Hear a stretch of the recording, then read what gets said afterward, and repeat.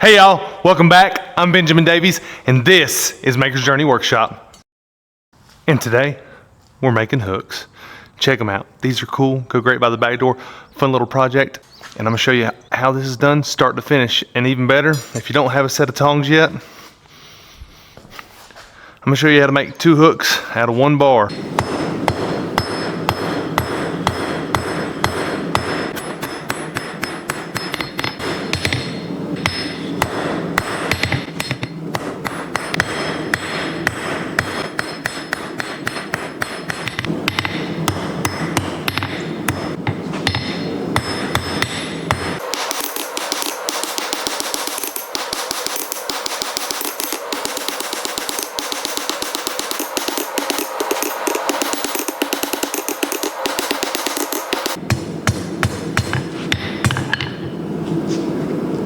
So there's gonna be 3 different ways to spread your leaf. And then this first step's really important. What you wanna do is you wanna get positioned just right, and you wanna hit that subscribe button. That's really important. That's the most important part about it. But seriously, we're gonna show you 3 different ways, and we're gonna put them in order. The first way is gonna be, we're gonna toe in with this part of the hammer right here. The guys like to use the rounding hammers a lot.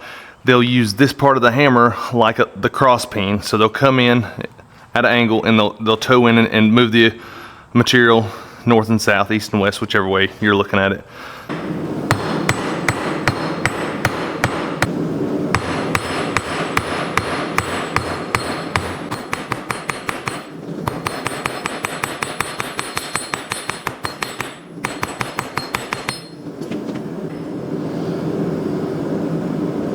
Second way is we'll just start right here with the peen, which is a really effective way, gets the material moving really quickly.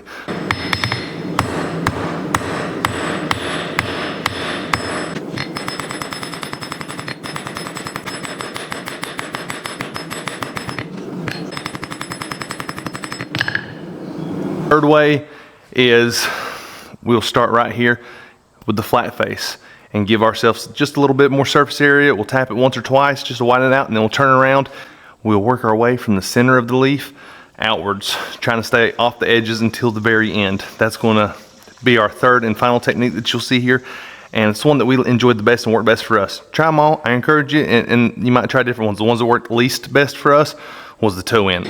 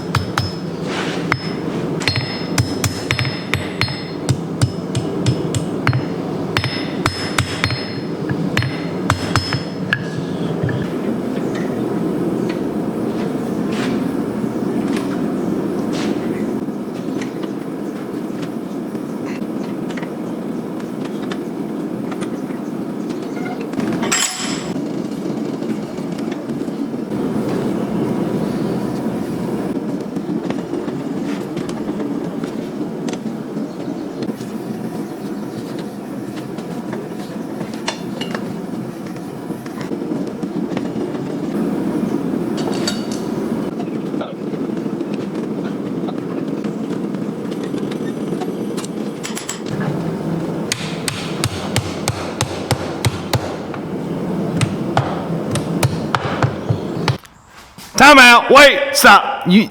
Bro, you missed the anvil. What are you even doing? It's completely okay. I actually use a stump in my shop when I'm wanting to form things up and wanting to change the shape of them without leaving hammer marks. It would work a little bit better with a wood mallet or a rawhide, but just having the stump itself does make a pretty big difference. All right, I'm gonna let you slide this one time. Back to our show.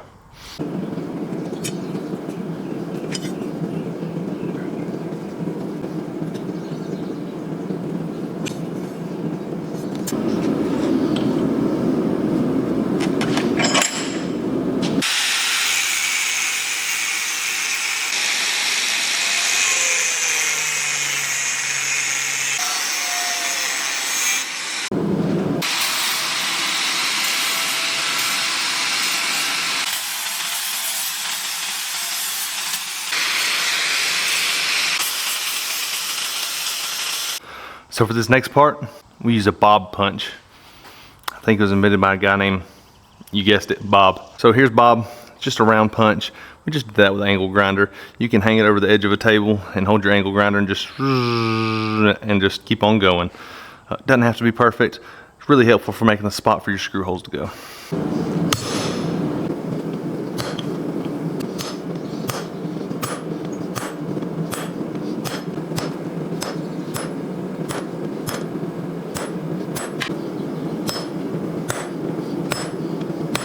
All right, so we just did our bob punch, and you'll notice that one of these hooks has one bob punch and one has two. That's not a style thing, it's a functionality thing. So on these hooks, I've made this style of hook forever. You're welcome to it. Go replicate, make your own. One of the things that we do is we make sure there's 3 points of contact with these single hole hooks. So we've got one right here on the leaf, one right here on this little circle part, and one right here. And so whenever you mount that to a wall, it kind of sucks into the wall like a suction cup. You don't want a whole lot of distance between the back of the hook and the wall, but just enough to put a little tension on it. And this keeps the hook from twisting and marring and allows you to only put one hole in your wall. Something we've always done, I like. So I like this style of hook right here too. And we did 2 mounting holes on it because I like to drill this one right into a stud, and I have a hard time getting several points of contact on both sides of the hook. So if I was just to do one hole, I feel like it would spin, and I don't like that. That's a no-no. Another thing you want to check whenever you're making your hooks, and you'll notice in the upcoming part where we're straightening things out, is you want to make sure that your hook is perpendicular to the wall, not cockeyed. Just doesn't look good. Just looks like an oversight and poor attention to detail.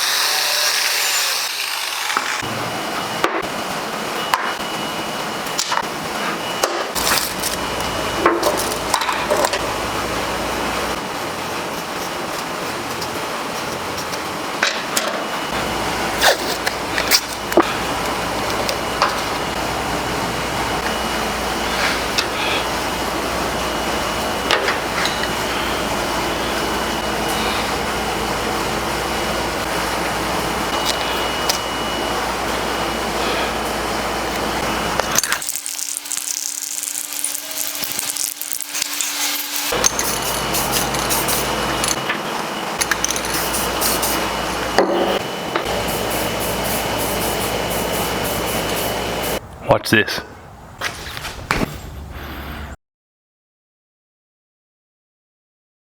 Hey, don't go anywhere just yet. I've got another surprise for you, but you have to listen. Thank y'all so much for watching today. Thank y'all for being here. Please smash that subscribe button if you're enjoying these videos. As we made our hooks, I hope you enjoyed them. Hope you liked them. Hope you go and make a bunch of your own and get better at it. I know even to this day, I've been beating out leaves for like 10 or 12 years now. Each time I get a little excited just watching this guy form. If you couldn't figure out about the 2 hooks, 1 bar, obviously, you forge this end, and then you flip it over and you shove this end back in the fire like so.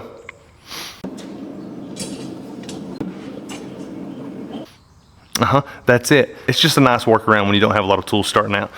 Which brings me to my surprise I was talking about. I noticed in this video as I was editing it up that you may not have a set of scrolling tongs yet, and you may not have a set of bending forks yet. So our next video, make 2 handheld bending forks, 1 vise bending fork, and a set of scrolling tongs. If you've never made tongs before, don't be intimidated. The way I approach tongs is really easy, and if you're just starting out, you will be able to do this. So if you've enjoyed so far, please smash that subscribe button. Smash that subscribe button. One of the things that we do. Oh, you said do. Anyways, we're gonna make 2 sets of scrolling, not 2 sets of scrolling, subscribe. And we'll work our way. We'll work, and I don't like that. That's a no-no. That's right. You make another on this end, and just smash that subscribe button.